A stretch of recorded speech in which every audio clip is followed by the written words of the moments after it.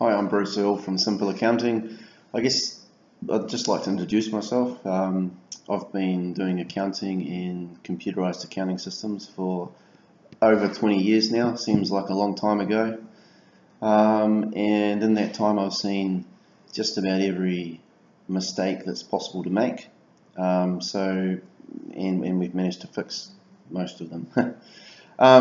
So yeah, just like to talk a bit more today about some of the problems that people can run into when they're using Xero, and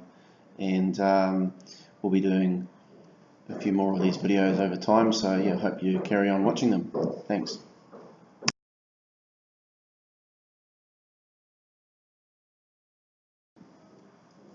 So today I'm going to make a little video about, in my opinion, the most common stuff up that people make in Xero. We're fixing this problem every day with our clients, and I've been saying this a lot of times recently, so I thought it's good if we make a video about it. Hopefully it can help a lot of you out there. Okay, and so the biggest problem is to do with when you're reconciling your payments. Okay, so there's two ways to do things when you're receiving money. Okay, the first way is what I would call the one-step process. Okay, and that's, say, if you receive interest from the bank, for example, you don't want to do an invoice for it, you just want to put a payment straight to the bank. Okay, so how you do that, and we'll run through this, we'll show you some steps on the screen shortly about that, but essentially you run through it and you reconcile it through the bank account using create transaction, okay, and that does a receipt into the bank account. The other option would be if you're invoicing your clients and then they're going to pay you for it later. In that situation, you create an invoice for it in Xero, and then the next step, when they pay you, it comes into your bank account and you match the payment against it. So that's a two-step process. Okay, so either way works. It's just that with the invoicing part, it records two steps, and that is the invoice and the invoice date, and then later on the payment date. Okay. What goes wrong is that people mix them up. Okay, so what they do is you create an invoice for the sale, and then when the money comes into your bank account, instead of doing a match transaction for it, people do a create transaction for it. So it essentially doubles everything up. Okay.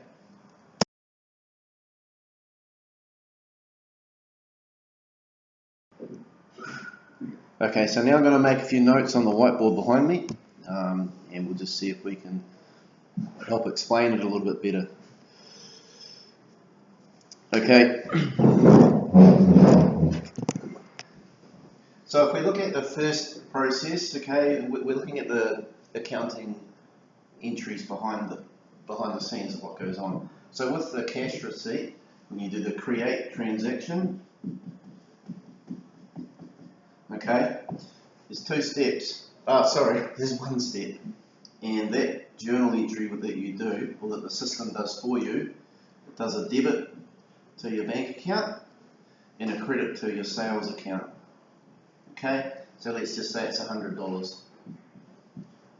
Okay, so that's nice and simple. You get left with $100 in the bank account, and you get left with $100 in sales. All right.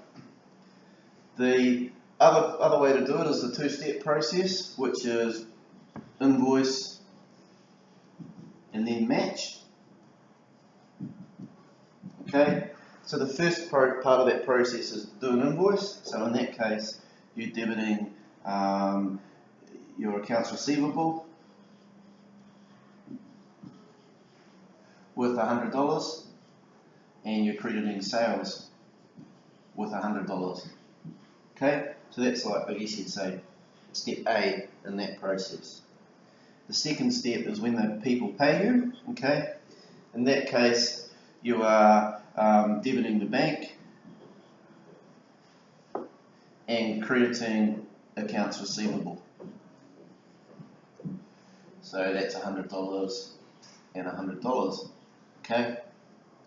Now, once both steps of this journal have been processed by the system. Essentially, the money has essentially come out of accounts receivable and gone into the bank, okay, because these two entries, both to accounts receivable, they cancel each other out, okay.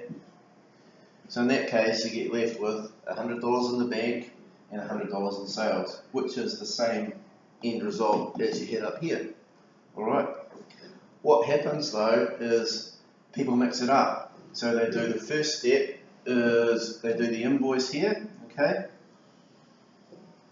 And then the next step is when they're in the reconciling the bank account, they'll do this create transaction instead of the match transaction, okay? And so what we get left with there is we get left with $200 in sales, you get left with $100 in the bank, and the system still thinks that the people owe you $100. So essentially the transaction's been doubled up, and it can create all sorts of problems. For example, you keep chasing your client up even though they've paid you, you file your GST returns wrong, and so on and so forth. So that's the problem.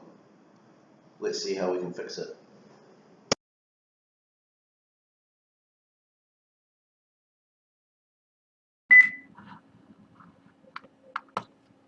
Okay, so I've just opened up the Xero demo company so that we can have a look at that, and I can show you how to fix things up. But before I fix it, I'm actually going to break it. I'll show you what you would have done wrong to have gotten this position in the first place. Okay. So first thing I'm going to do is a new sale.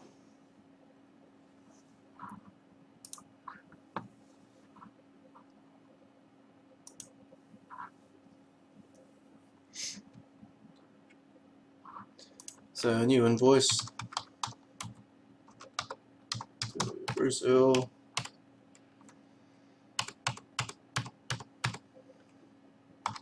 For something.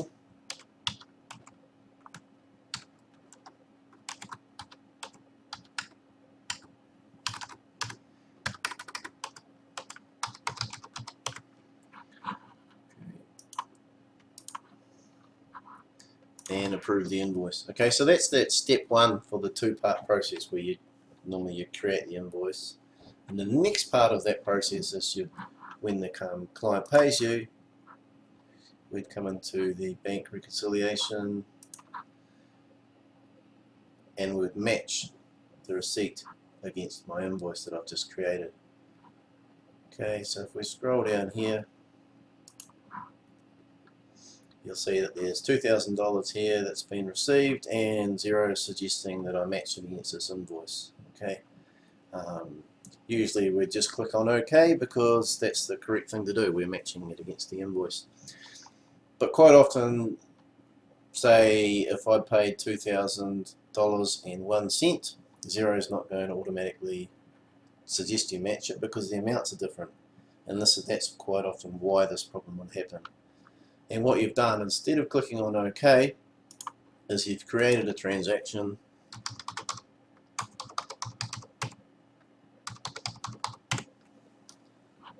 like this.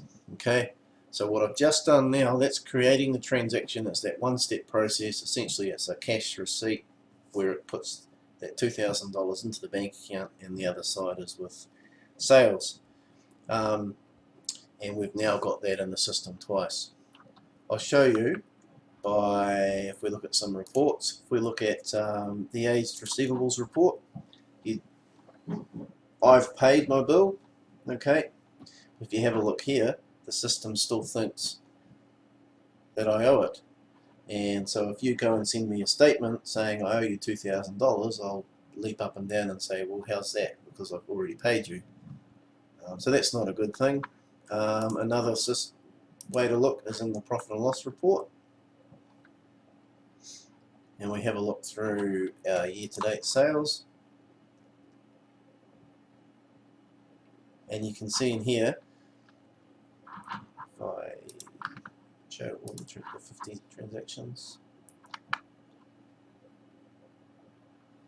you scroll down the bottom, you can see there's two transactions here. See this one, that was the create, so the payment that I created in the bank reconciliation. $17.39 because it's excluded GST, and then that's the invoice I created down the bottom there. So you can see that it's doubled up. It's got an extra $1,739 in the system.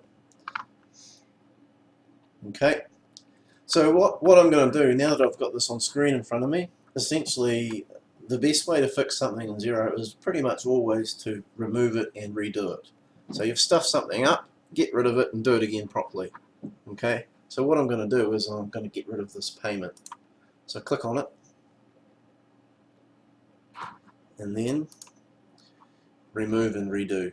Okay, and essentially what that's doing in the system is it's getting rid of the transaction and it's going to throw that receipt back into the reconcile screen, which I just clicked on, and it'll be sitting in here waiting for me to do it again properly. Alright, this time I'll do what we should have done in the first place, and that was click on OK so that it matches it. We've got a warning there because of the demo file I'm using. All the dates are a bit weird, so I'll just ignore that message, and it's done that bank reconciliation. Okay, now when I run the receivables report, you'll see that I don't owe anything anymore because it's created the receipt, matched the receipt against it properly.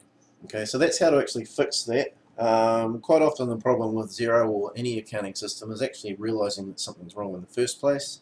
I'm going to start doing a few more of these videos, so yeah, stay tuned, and we'll see you shortly.